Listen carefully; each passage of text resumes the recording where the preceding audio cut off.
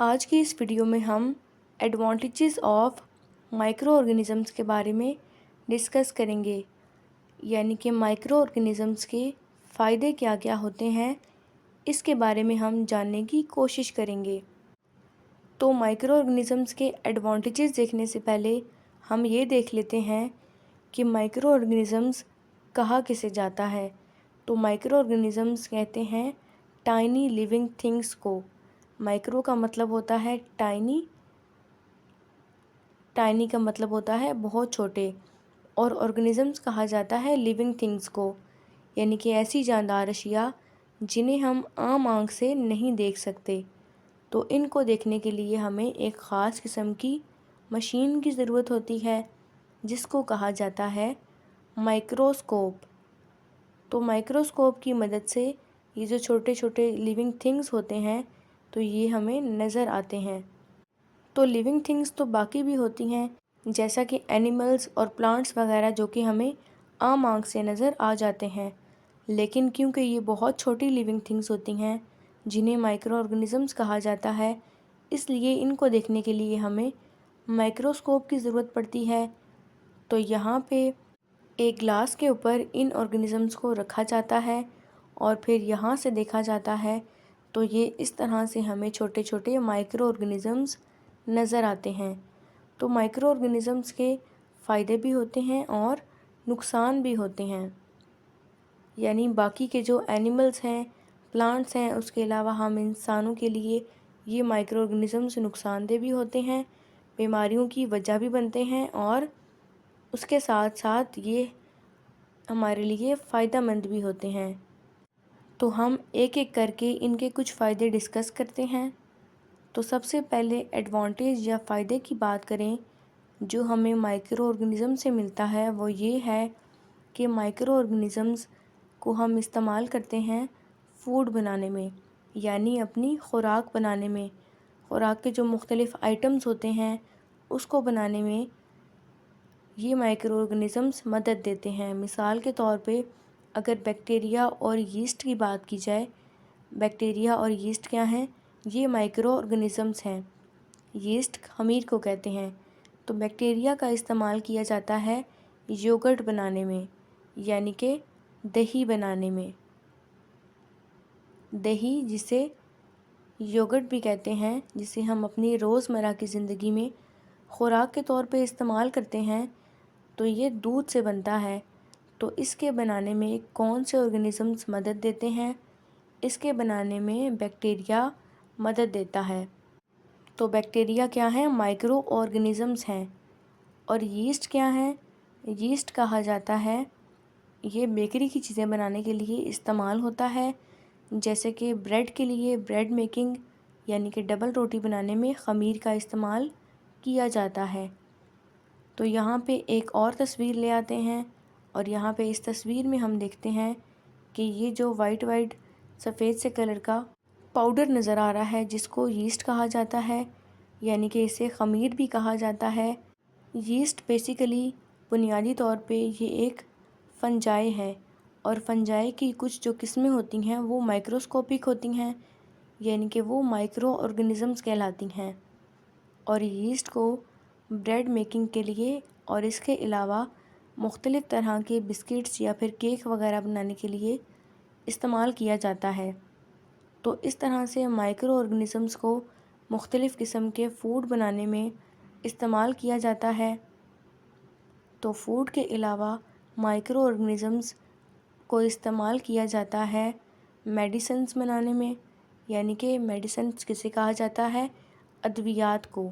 جیسے کہ اگر بات کی جائے مائکرو آرگنزمس کی ایک ٹائپ کی جسے فنجائی کہا جاتا ہے، تو فنجائی کو استعمال کیا جاتا ہے خاص قسم کی دوائیں بنانے کے لیے جن کو کہا جاتا ہے اینٹی بائیوٹکس۔ تو اینٹی بائیوٹکس اس طرح کی مختلف طرح کی دوائیں ہوتی ہیں جو کہ میڈیکل سٹور سے ملتی ہیں، اور ان کو استعمال کیوں کیا جاتا ہے؟ ان کو اس لیے استعمال کیا جاتا ہے بیکٹیریا کو کل کرنے کے لیے، یا پھر بیکٹیریا کو مارنے کے لیے، یا ہم اس کی گروتھ کو روکنے کے لیے، تاکہ وہ زیادہ بڑھ نہ سکیں یا ان کی تعداد زیادہ نہ ہو سکے۔ تو کون سے بیکٹیریا کو مارنے کے لیے اینٹی بائیوٹکس کا استعمال کیا جاتا ہے؟ ایسے بیکٹیریا کو کل کرنے کے لیے استعمال کیا جاتا ہے جو کہ ڈیزیز کی وجہ بنتے ہیں، یعنی کہ مختلف بیماریوں کی وجہ بنتے ہیں، نہ صرف انسانوں میں بلکہ اینیملز میں بھی یا پھر مختلف جانوروں میں بھی۔ تو اس طرح سے مائکرو آرگنزمز کو مختلف قسم کی دوائیں بنانے کے لیے بھی استعمال کیا جاتا ہے۔ تو اس طرح سے کچھ مائکرو آرگنزمز جو ہوتے ہیں وہ ہمارے لیے بہت زیادہ فائدہ مند ہوتے ہیں۔ تو فوڈ کے بنانے میں اور میڈیسنز کے بنانے کے علاوہ ایک اور فائدہ جو ہم مائکرو آرگنزم سے لیتے ہیں وہ کیا ہے؟ وہ یہ ہے کہ مائکرو آرگنزمز مدد دیتے ہیں ڈائجیشن میں، یعنی کہ جو ہم خوراک کھاتے ہیں اس کے ہضم کرنے میں کچھ مائکرو آرگنزمز مدد دیتے ہیں۔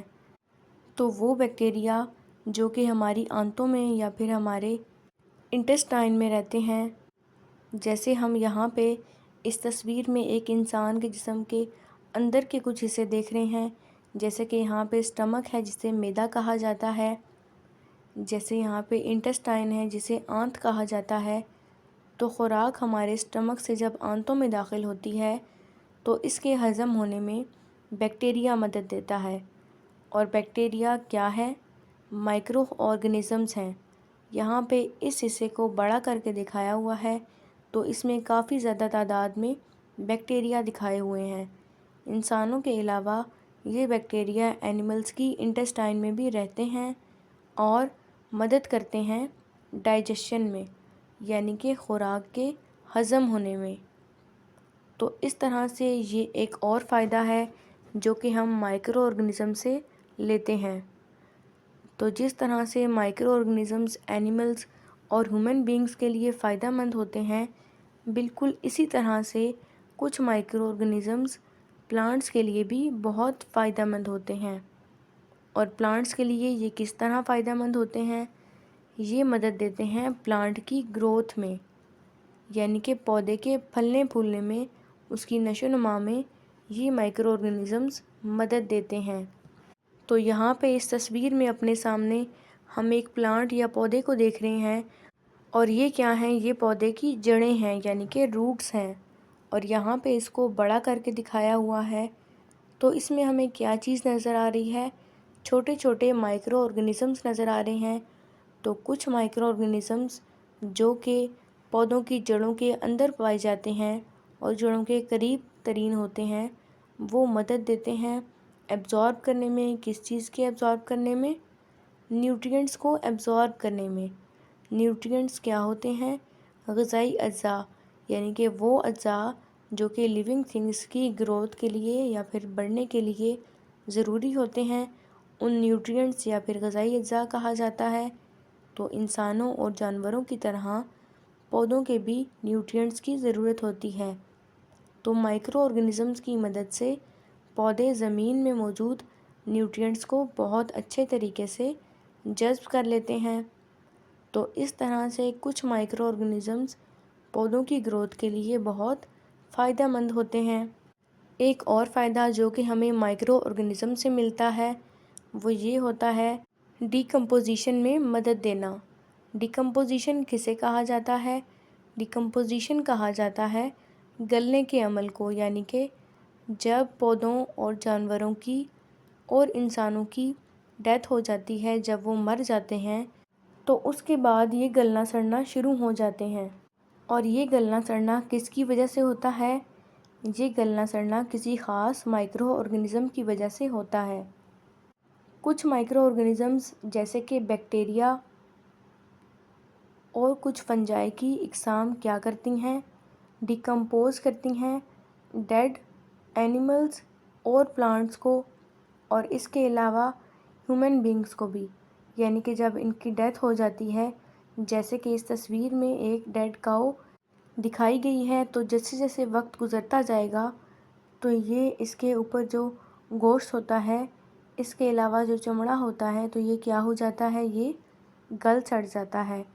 تو یہ گلنا سڑنا ہمارے ماحول کے لیے ضروری ہوتا ہے، کیونکہ جو ڈیڈ اینیملز اور پلانٹس ہوتے ہیں وہ گلنے سڑنے کے عمل سے گزر کر ختم ہو جائیں گے، اور اس طرح سے ہمارا جو ماحول ہے جسے ایٹماسفیئر کہا جاتا ہے تو وہ صاف ہو جائے گا۔ اور اگر مائکرو آرگنزمز صاف ہوں تو دنیا میں آج تک جتنے بھی پودے ہیں، اینیملز ہیں اور ہیومن بینگز یا انسان ہیں، اگر وہ اسی طرح سے پڑے رہتے اور وہ گلتے سڑتے نہ تو دنیا میں ڈیڈ باڈیز کا ایک ڈھیر بن جاتا۔ تو اس طرح سے ہمارا جو انوائرمنٹ ہے وہ کبھی بھی صاف نہ ہو سکتا۔ تو اس طرح سے مائکرو آرگنزمز ہمارے ماحول کے لیے بہت زیادہ فائدہ مند ہیں۔ تو آج ہم نے پڑھا ایڈوانٹیجز آف مائکرو آرگنزمز کے بارے میں۔